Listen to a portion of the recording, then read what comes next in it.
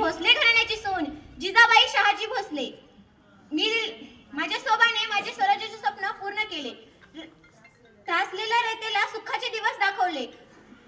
रयतेवर जुलूम करणाऱ्यांना वटणीवर आणले. न्यायाचे हिंदवी स्वराज्य स्थापन केले. हे सर्व झाले ते मी दिलेल्या संस्कारामुळेच, असं तुम्हीच म्हणता ना, बरोबर ना?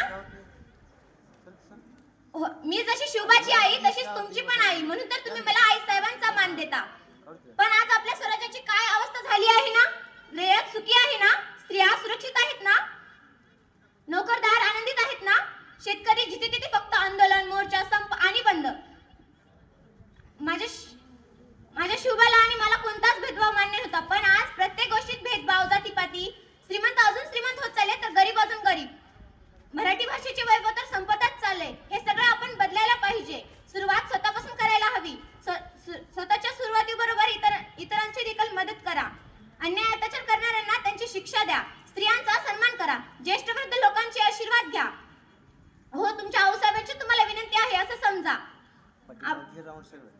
आपल्या स्वराज्यासाठी आपल्या मुलाबाळ आपण माणूस म्हणून जन्माला आलो आहोत, हे नेहमी लक्षात ठेवा.